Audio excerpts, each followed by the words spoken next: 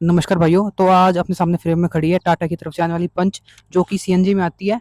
और इस वाले सेगमेंट में जो कह सकते हैं सबसे छोटा वाला सेगमेंट जो एसयूवी का हो गया, कॉम्पैक्ट एसयूवी के बाद भी उसमें ये जो एसयूवी है परफॉर्म करती है पंच, जिसकी सेल्स काफ़ी इंक्रीज हुई थी 2023 में 2024 में, क्योंकि सीएनजी में एक छोटी सी एसयूवी टाटा ने दी थी जिसका ग्राउंड क्लियरेंस भी काफ़ी सही था, और मतलब अंदर सीटिंग कैपेसिटी भी और काफ़ी मतलब खुला खुला इंटीरियर था।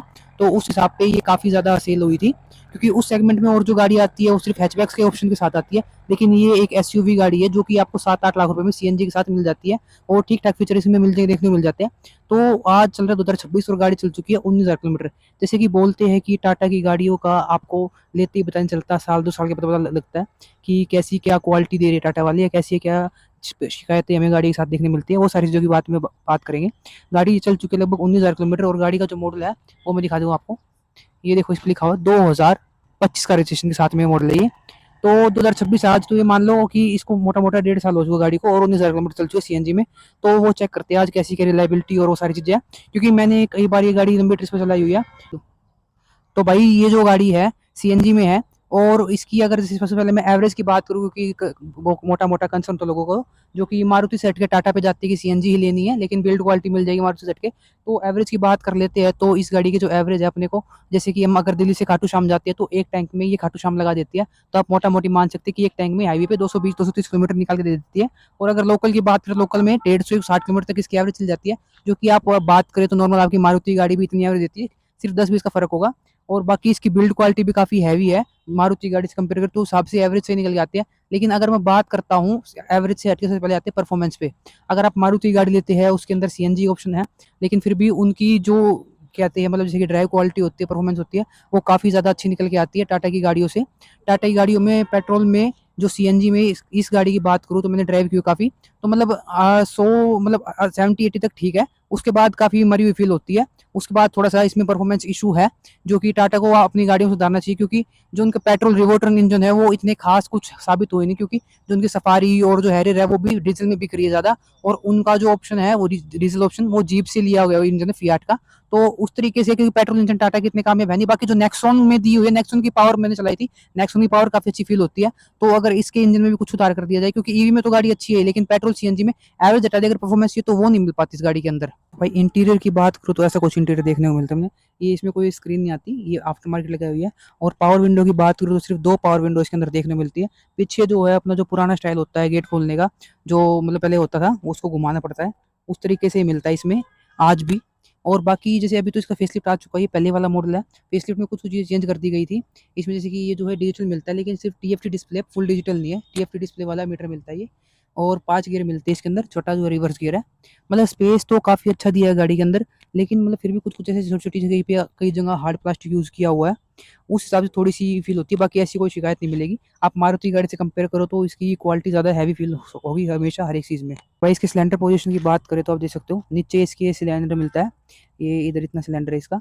और बाकी अपने को ऊपर पूरा बूट स्पेस मिल जाता है, जैसे कि ये अभी नेक्सॉन में आ रहा है उसमें तो जैसे नीचे फिट किया हुआ है, और पूरी डिग्गी अच्छी तरह मिल जाती है। इसमें भी कुछ इस तरह फिट किया हुआ है, बूट स्पेस अच्छा खासा देखने को मिल जाता है। अगर आप कुछ अपना सामान रखना चाहो 5 बंदे के हिसाब से तो आराम से रख के ले जाते हो। ऐसे डीप में नहीं मिलेगा आपको, लेकिन ऐसे बात करें तो काफ़ी ट्रॉली बैग और पिट्ठू बैग आराम से आ जाएगी, उसमें कोई दिक्कत नहीं होगी आपको। तो भाई इसके रियर स्पेस की बात करूँ, रियर स्पेस काफ़ी अच्छा देखने को मिल जाता है अपने को। जैसे कि एक हैचबैक लिए अगर इस सेगमेंट में तो आपको एल्ट्रोस मिल सकती है, ऐसे कुछ सेगमेंट मिल सकता है, लेकिन इसका काफ़ी है, हेडरूम भी अच्छा काफ़ी देखने को मिल जाता है।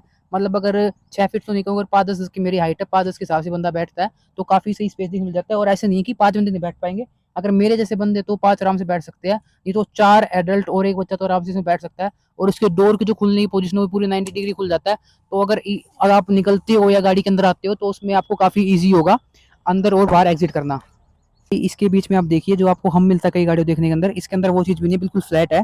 तो सब जो अगर 3 बंदे बैठे पीछे, तीनों के पैर आराम से नीचे आ सकते हैं। जैसे कि और गाड़ियों की बात करें उसमें बीच में हम्प होता है तो बीच वाला बंदा कंफर्टेबल नहीं बैठ पाता, लेकिन इसके अंदर कंफर्टेबल बैठ पाता है, क्योंकि इसके अंदर हम्प नहीं है, तो पैर आप आराम से रख सकते हो और स्पेस आपको पूरा मिल जाता है। तो भाई शिकायतों की बात करें तो शिकायतें आप कह सकते हो जो कि हर एक कस्टमर फेस करता है टाटा की गाड़ी साथ में, सर्विस सेंटर। सर्विस सेंटर का इशू तो है ही। और सर्विस सेंटर से पहले बताऊँ, गाड़ी जो है 15,000 किलोमीटर से पहले लगभग जब 9-10 हज़ार किलोमीटर चली थी, क्योंकि इसकी सर्विस जो होती है 15,000 किलोमीटर पे होती है, जैसे कि वॉक्सवैगन स्कोडा की गाड़ियों की 15 पे होती है, इसकी भी ऐसी 15,000 किलोमीटर पे होती है। मारुति और होंडा आप जैसे ब्रांड लेते हो उनकी 10,000 पे, जैसे 20,000, 10,000 के इंटरवल पे सर्विस होती है, लेकिन इसकी 15 के इंटरवल पे सर्विस होती है। तो अगर उस पॉइंट पे आऊँ तो मैं इसके 9-10 हज़ार पे ही जो इसकी डिस्क प्लेट होती है फ्रंट वाली, वो बुरी तरह से बबलिंग करने लगी थी। गड़गड़ से ब्रेक मारते हो तो जैसे ब्रेक की बहुत बुरी बाइट आवाज़ आ रही थी, गड़गड़ कर रही थी, बबलिंग मारी थी गाड़ी। और भी जैसे कई सारे इश्यूज़ थे, जो कि एक नई गाड़ी में चीज़ें नहीं होनी चाहिए, लेकिन फिर भी टाटा की गाड़ी में वो चीज़ें रहती है आपको। ब्रेक का इशू हो गया, कहीं से रैटलिंग नॉइस हो गई, ये इशू बहुत ज़्यादा बन रहे थे। तो सर्विस सेंटर में हमने काफ़ी बार विजिट किया था, सर्विस से भी गई थी गाड़ी।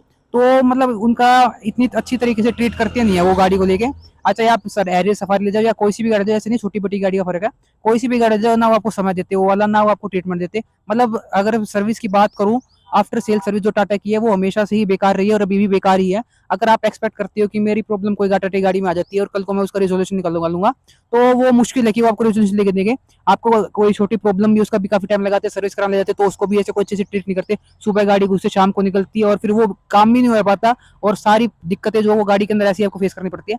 तो ये चीज तो है, अगर आप टाटा गाड़ी ले रहे हो तो वो एक भगवान के ऊपर बात है कि आपकी गाड़ी निकलने को अच्छी निकल सकती है बहुत ज्यादा, या कमी आनी उसमें कमियां बहुत ज्यादा आ सकती है, जिसको फिर सर्विस सेंटर वाले भी ठीक नहीं कर पाएंगे। तो आप अगर टाटा की गाड़ी ले रहे हो तो आप एक माइंड से बना के लेना कि आपको सर्विस सेंटर के चक्कर तो काटने पड़ेंगे, और चक्कर काटोगे तो वो आपको ट्रीट भी नहीं करेंगे अच्छे से। कोई कोई सर्विस सेंटर हो सकता है कि ठीक हो, लेकिन हम जिस एरिया में रहते हैं दिल्ली एनसीआर में, यहाँ मतलब लगभग सारे ऐसे ही है। कोई ऐसा ढंग का सर्विस सेंटर है नहीं जिसपे ढंग से काम होता हो गाड़ी का। और अगर सर्विस कॉस्ट की बात जैसे 19,000 चल चुकी है गाड़ी, 15,000 किलोमीटर सर्विस हुई थी, तो उसमें जो थी लेबर फ्री थी, और जो उसकी कॉस्टिंग आई थी लगभग 5,500 रुपए के आसपास कॉस्टिंग आई थी उसकी फर्स्ट सर्विस की, जिसमें engine oil, oil filter, air filter, AC filter, सारी चीज चेंज हुई थी।